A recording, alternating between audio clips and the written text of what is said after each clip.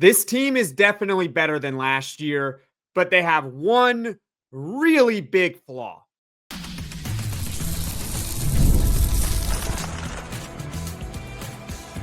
You are Locked On Syracuse, your daily podcast on the Syracuse Orange, part of the Locked On Podcast Network, your team every day.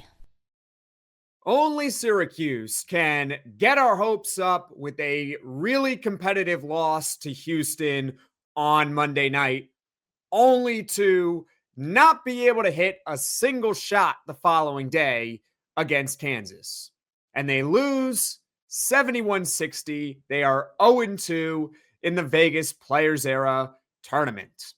Hello, everyone. I'm Jackson Holzer. This is Locked On Syracuse. Thank you for making Locked On Syracuse your first listen of every single day here on the Locked On Podcast Network, now the #1 sports podcasting network. It's your team every day. Of course, we're always free and available wherever you get your podcasts. And here on Locked On Syracuse, we react to every single Syracuse basketball game. And on today's show, we are going to go over Syracuse's loss to Kansas. And you can probably tell with the tone in my voice that I'm pretty frustrated. I really am. Comment your thoughts in the comments section below. But this team, I think, just let us down today. Not from a lack of effort, but from a lack of execution. So all that and more coming up here on today's edition of Locked On Syracuse. And before we get to everything, this episode is brought to you by FanDuel. Right now, new customers can bet just $5, and if your bet wins, you'll get $300 in bonus bets to use across the app. Download the app today. This team can play with almost anyone in the country. They have proven that through 2 games in this Vegas Players Era Challenge. That's the good news. They can be competitive with anyone. Whether it's Houston last night or whether it's Kansas late this afternoon into the evening, Syracuse basketball can be competitive with some of the best teams in the country. Why are they competitive with some of these top teams? It's because they give maximum effort and display a ton of defensive intensity. They are swarming on defense, and they're athletic, and they're long, and they're mean, and they're physical. All qualities that I think we can all get behind. That's the good with Syracuse basketball. They can be competitive with anyone due to their play style. They're mean, they're physical, hard-nosed on defense, and everyone buys in. But they're going to have a lot of trouble winning these games. And that includes today, and that includes on Monday night against Houston, because this team through 6 games has shown us that they cannot shoot the basketball. They can't shoot. It's how they constructed their team. They wanted to become more athletic, and they are certainly more athletic. They can run up and down the floor, and they can play good defense. Problem is that it came at the expense of shooting. There's not a single player on this team that you can rely on to shoot the basketball from any distance. Not one. And because of that, Syracuse basketball, due to their play style, did have a chance to win. They fell behind early. There was maybe a little bit of a letdown. Maybe it was a little bit of a slog coming out of the gate, especially last night going up against a team that does everything that Syracuse does, but just better in Houston. And so they fall behind by 13 in the first half. And to Syracuse's credit, they don't quit. They don't. See, I'm optimistic there. It's good that they don't quit and they battle.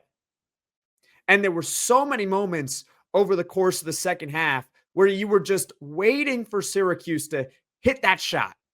You know, that shot that really can get them back in the game. There were several moments where Syracuse would cut it within 5, and then they would have an open three. Nate Kingz from the corner. Where have you been all season from three-point land? And he would miss a three. And then Kansas would go down the other end, and they would hit a three of their own. And so there was a ton of these 6-point swings, 4-point swings, missed opportunities throughout the second half. But finally, with around 6 minutes left in the game, Tyler Betsy, from nearly the exact same spot he hit the game-tying shot against Houston on Monday night, hits a three with about 6 minutes remaining to put Syracuse within 2 points.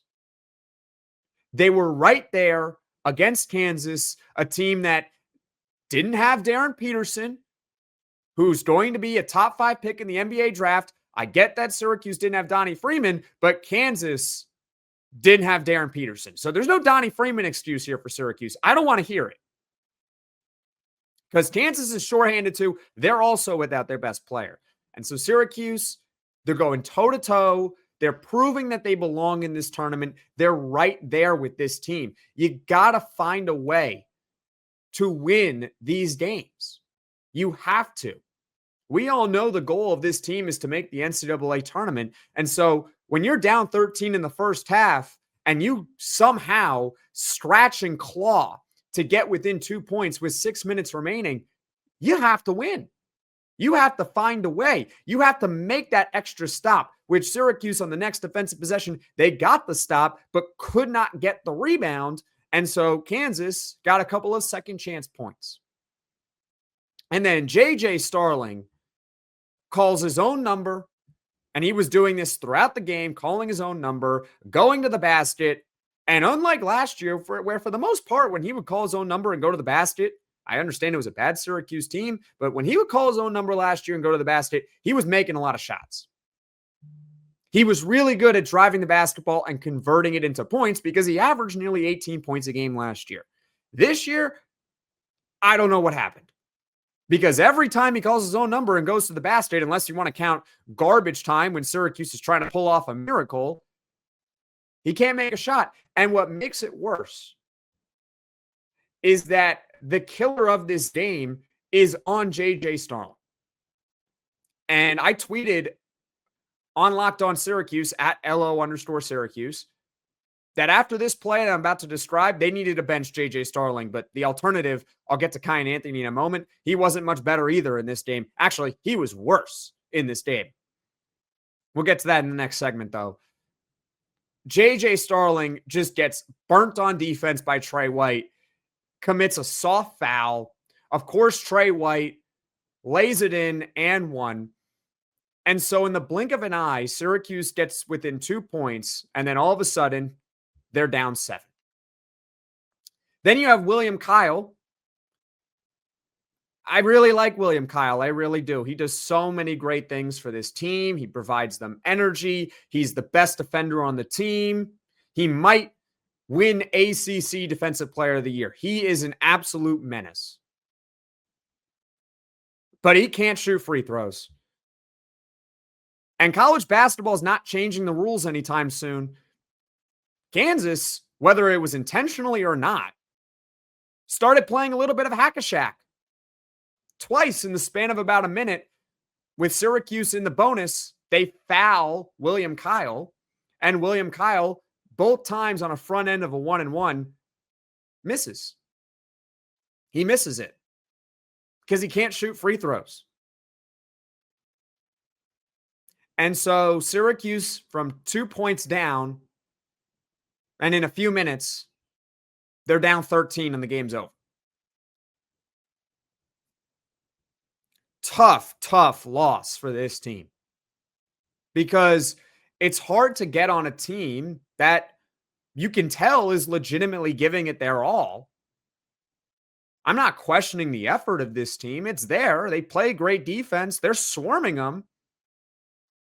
But they just can't make the big plays. They couldn't all game long. The best way to describe this game is that Syracuse was just chucking up bricks the whole game, and Kansas was supplying everything for Syracuse because you had Syracuse who couldn't make a shot, and Kansas was turning it over. I'm sure if you were a Kansas fan, that's maybe watching or listening to this podcast right now, first of all, congratulations on the win. Congratulations on being 2-0 in this tournament. I'm sure Kansas fans were going nuts because they couldn't take care of the ball. And for all the good that Trey White had in the game, at the end, he took an ill-advised 3 when you need to bleed clock. He took a 5-second violation when the team had 2 timeouts. He should have called timeout earlier. Kansas was gifting Syracuse opportunities to steal this game, and Syracuse said, nah, we're all good. We're just going to chuck up another 3 that won't go in. So coming up, we'll talk about that flaw for Syracuse and if there's any way for this team to correct it. So stick with me here on Locked On Syracuse. The NBA is back, and there's no better place to get in on the action than FanDuel, the official sports betting partner of the NBA. Even if you missed the start of a game or you want to ride the hot hand, FanDuel has live bets on everything from who will score next to fourth quarter comebacks. Plus, you can even combine your live bets into a same-game parlay for a shot at a bigger payout. It keeps every game exciting, especially when your team's making that late push. And right now, FanDuel is giving new customers $300 in bonus bets when your first $5 bet wins. So head to FanDuel.com to sign up and play your game with FanDuel, the official sports betting partner of the NBA. Locked On Syracuse, I'm Jackson Holzer. Comment your thoughts right now in the comments section below after Syracuse basketball once again stays competitive but falls short to Kansas 71-60.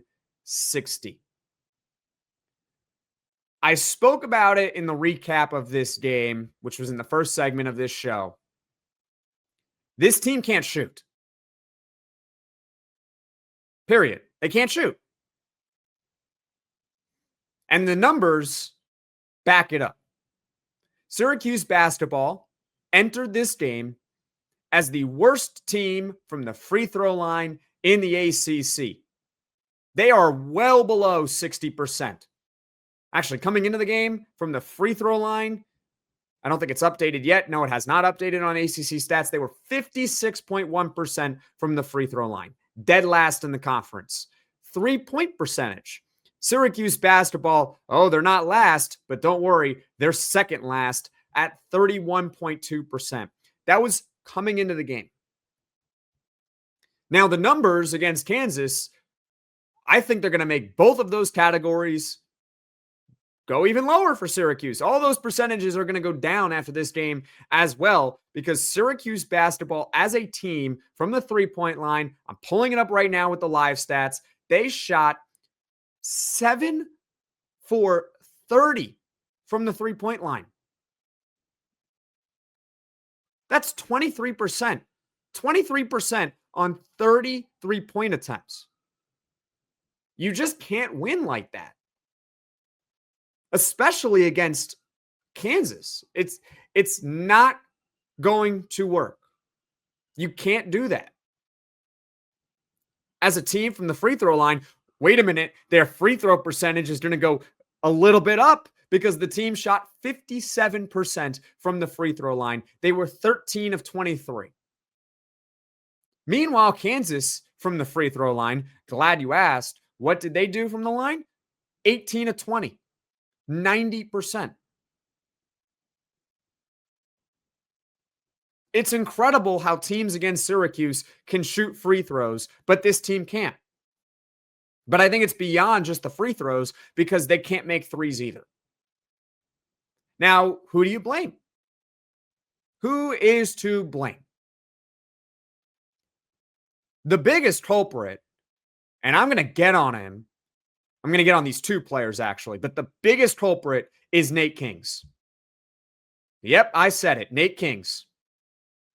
He started this game against Kansas with a 3. And as I have said repeatedly on Locked On Syracuse, I appreciate that Nate Kingz can do plenty of other things besides shoot the basketball. I appreciate that about him. He's a more well-rounded player than I really thought he was going to be heading into this season. But what did we think of Nate Kingz when Syracuse got him in the transfer portal back in early April? Why was I happy about it? Why were you probably very happy about it? What was the reason? It's because he can shoot, in theory. Last year, Nate Kingz on high volume at Oregon State, which is not a slouch program, not in a slouch conference, shot 45% from the three-point line. 45%. Now, I wasn't expecting that Nate Kingz was going to come to Syracuse and he was going to shoot 45% from three, although it would have been nice. But I was hoping that he was going to be the primary shooter for this team. And I understand that that's not necessarily a great strategy, only relying on one guy to shoot threes. But if Nate Kingz is at least making them, then maybe it can help out the other players on the team as well. It turns out Nate Kingz, who you can go back and check that podcast when I reacted to Nate Kingz committing to Syracuse, and I kept on saying he can shoot. It turns out he can't shoot. He can't shoot. When is it going to change with him? Nate Kingz, 1 of 5 from the three-point line. And I can forgive that if it was only one game from Nate Kingz where he wasn't shooting the ball well from three. Problem is, he entered this game shooting 23% from the three-point line. It's unacceptable. So Nate Kingz is culprit number 1 in terms of the fact that this team can't shoot, because Syracuse is relying on him to shoot the basketball and he can't do it. And number 2, Kiyan Anthony. Kiyan Anthony had by far and away the worst game of his collegiate career so far, which has only been 6 games. He was absolutely brutal. Both ends of the floor. How many times did Kiyan Anthony pull up from 5 feet beyond the arc and completely brick it? If Kiyan Anthony is going to pull up like he's Steph Curry, then he better make it like Steph Curry does. You're going to take bad shots. You have to make those bad shots. And so I know I said earlier in the podcast that I would have benched J.J. Starling after he committed that foul on Trey White, which led to an and one, which made it a 7-point game. Problem is that the alternative was even worse than J.J. Starling today. Kiyan Anthony. And I know we love him. I get it. I still think he has a really high ceiling. I believe in him. But Kiyan Anthony in this game, 0 of 6 from the three-point line, 2 of 12 from the field. You can't argue against those numbers. And he was not good defensively either. The eye test backs it up. What impact play did he make on defense? The only impact he had on defense was letting guys go right by him. And he could thank his lucky stars that oftentimes William Kyle was there. Because William Kyle, he was the best player on the floor for Syracuse. And I know that he can't shoot either, but that's not his job. And I tweeted multiple times, again, at @LO_Syracuse, plugging the Twitter a little bit. Can somebody help him out? Can somebody help out William Kyle? This guy is doing everything for this team. He's doing everything and more. He is so much better than I think any of us expected. This guy is not only holding his own, he is being incredibly impactful. And how about his backup too? Akir Souare?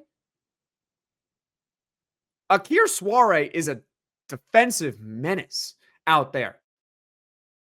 Syracuse this offseason, they gambled at the center position with 2 guys who were not exactly proven at the high major level to be that successful.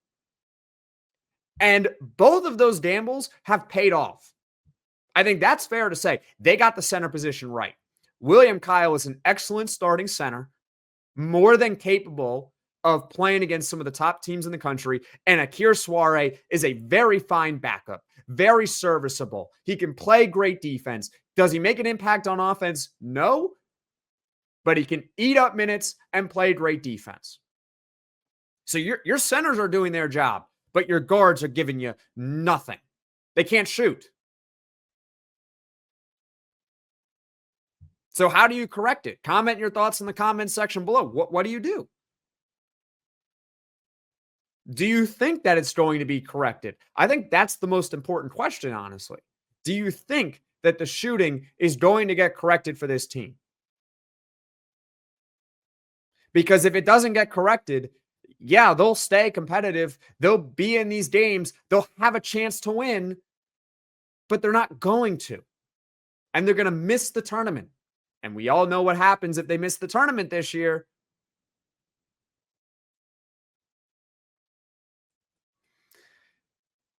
Frustrating. Frustrating loss. It really is.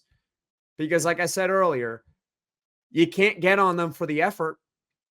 You can't get on them for the energy. You can't get on them for the defensive performance. But this is a make or miss sport sometimes. And if you can't hit shots, you're not going to win many games. Comment your thoughts in the comments section below. Now what for Syracuse? What's the road ahead for this team? Stick with me here on Locked On Syracuse.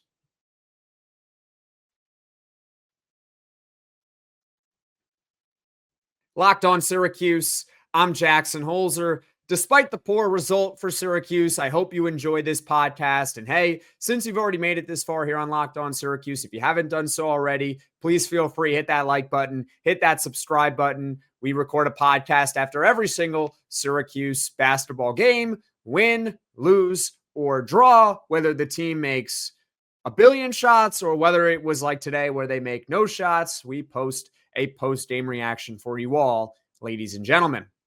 So now what for Syracuse? What's the road ahead for this team?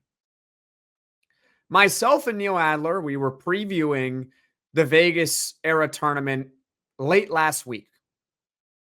And we were talking about how Syracuse has a 4-game stretch where they need to go 2-2.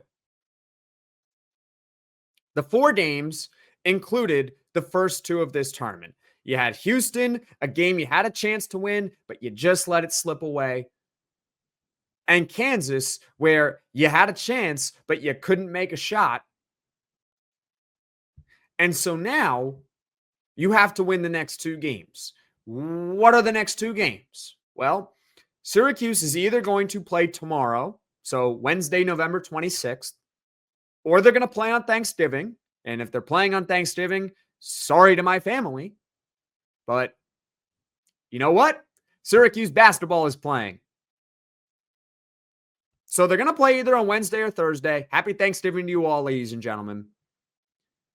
And then they're going to return home. And they're going to play in the ACC SEC Challenge against Tennessee. Now, the 3rd game in Vegas since Syracuse went 0-2, that is absolutely a must-win game. I talked about last night in the Houston postgame how this game was must-win because just for mental sake, Syracuse needs to prove that they can beat quality opponents, especially when they're missing their best player. And I understand Syracuse doesn't have Donnie Freeman, but as we said earlier, Darryn Peterson is a lot better than anyone on Syracuse and, quite frankly, anyone else on this Kansas team. And that's no disrespect to all those players. Darryn Peterson is going to be a top 5 pick in the draft. He's a one-and-done player. He is special. So it was more than just a canceling out of stars. You had to win this game and you didn't. And so it is absolutely imperative that whoever Syracuse plays in the 3rd game, whether it's Wednesday or Thursday, they have to win. There's no choice. And I know it's November, but if they don't start winning some of these games, then you're going to get into ACC play, and the stakes are going to be, well, you got to beat Duke on the road, or you got to beat Louisville on the road, or you're going to have to find a way to beat Carolina at least once in order to have a quality win. These were 2 chances that Syracuse had at quad 1 wins, and they didn't get it done. And the next game probably won't be a quad 1 game. We'll see how the bracket shapes out, but it probably won't be. But it'll be quad 2 in all likelihood. It'll be a nice win if Syracuse can get it, and they have to get it. Because you absolutely cannot go 0-4 when you have Tennessee coming to the Dome next Tuesday. Remember what Tennessee did to us last year? Remember what Tennessee did to Syracuse the year prior? Remember what Tennessee did to Syracuse in football? Tennessee owns Syracuse right now. They own them. Every time they play, they lose. I hope it goes differently this time around. But it starts with the next game in Vegas, at least. At least get out of here 1-2 and give yourself a shot on your home floor against a team that, has more talent, but we know that Syracuse can be competitive and keep it close rather than prior years where Syracuse couldn't do that because they could not play defense. And they were not physical, and they were not hard-nosed, and they were not mentally tough. So that's the road ahead for Syracuse, folks. Do you think that they can find a way to win these next 2 games? Because they kind of have to. Comment your thoughts right now in the comments section below. I'm just hoping they can beat the next game in Vegas, wrap up the trip 1-2, get home. Hopefully you can get a little bit more healthy. Maybe you get Donnie Freeman back. We'll see. Find a way to beat Tennessee? I don't know. You got to start beating some quality opponents before you can get to ACC play, and you got 2 more opportunities to do just that. So comment your thoughts right now in the comments section below. As far as what's coming up on Locked On Syracuse here in the near future, we don't know when Syracuse basketball is playing at the time of this recording, but we do know that they are going to play on either Wednesday or Thursday, and so there will be a full post-game reaction podcast for you all, ladies and gentlemen. After that, myself and AJ Black at Locked On Boston College, we are going to do a crossover episode, hopefully later on in the week, where we are going to preview a miserable football game that is coming up on Saturday between 2 of the worst teams in the ACC. Speaking of which, Syracuse and Boston College play on Saturday, and there will be one more post-game reaction podcast for Syracuse football this season. So all that and more coming up here on Locked On Syracuse in the near future. Folks, thank you all so much for watching. Thank you all so much for listening. If you like this podcast, be sure to hit that like button. If you really enjoy the podcast, be sure to hit subscribe. Tell all your friends about Locked On Syracuse, and I will see you all again soon.